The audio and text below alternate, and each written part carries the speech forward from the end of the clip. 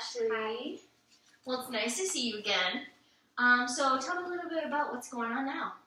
Yeah, well, I guess things have just been kind of stressful. School's like picking up towards the end of the semester, and I've got a lot of stuff going on with work.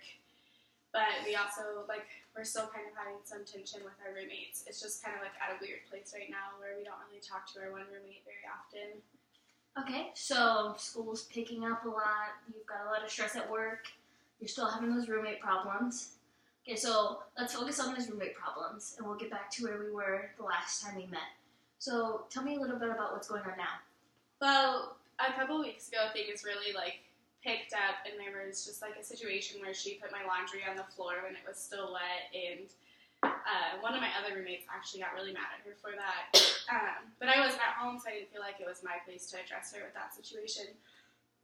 So I didn't say anything, but I just felt really awkward towards her, and she's the kind of person where you never know what kind of mood she's going to be when you talk to her. So I feel like it's easier to just not say anything, but as a result of that, we kind of just don't really have much of a friendship or a relationship anymore.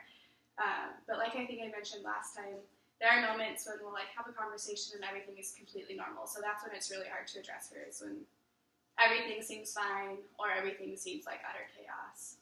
So I just don't really know where I stand. Okay, so just to clarify, it seems like the problem is actually escalating from where it was last time. It almost seemed like there was a lot of tension in the beginning when we last talked, and now it's kind of died down towards the end of our conversation.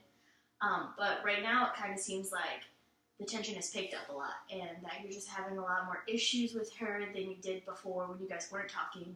Now it seems like you guys are talking a little bit more, and that has caused a lot more issues. So would you say that that's true? I don't know that I would say it's caused more issues, but I think the more that we've started talking, the more I can see that there's not really much of a friendship there anymore. Which, I don't know, I've come to a place where I think I can accept that that's not really much of a friendship, and I'm still there for her if she needs me, but it's just kind of hard figuring out what is my role living in the same house with her, but not really having much of a friendship or a relationship with her. Okay, so you must feel really torn up because, you were really working hard to mend that friendship, and it seems like that friendship has really died down, and you're just pretty much at your breaking point. You just can't fix it anymore. Yeah, I mean, it's definitely confusing because we were at a place where we were best friends and did everything together, and now, I would call any of my other roommates before I'd call her if I had a problem. So, I mean, it's frustrating and it's kind of sad, but I think I've seen that I can do life without that friendship, which is unfortunate, but, life kind of goes on.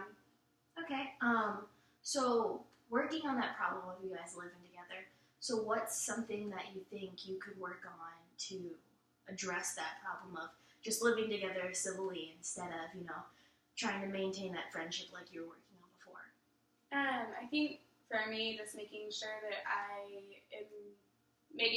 everything that she's expecting me to do as a roommate, that I'm upholding, just trying to reduce stress in the house. So, if I clean dinner, cleaning up my dishes, because I know that the dirty dishes frustrate her, which is not something that I've had a lot of time to be able to do lately. And I know that, doing little things like that kind of reduces the stress. So maybe just making that more of a priority. And then, I guess, working towards maybe one day having more of a friendship, just, continually asking how she's doing and how her day is with school and things, even though, I don't always want to hear about it.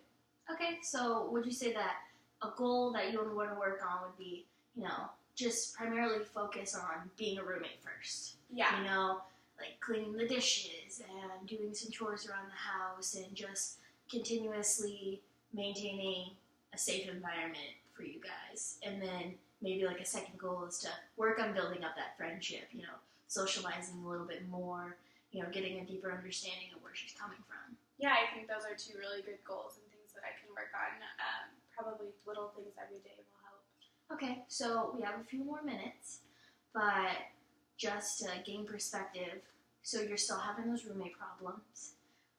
It seems like you guys have been talking more often, but, it just seems like your roommate is just feeling a lot of animosity, and she just has a lot of stress going on in her life, and maybe she's throwing it onto you and your other roommates, and that's just causing a lot more issues than you expected.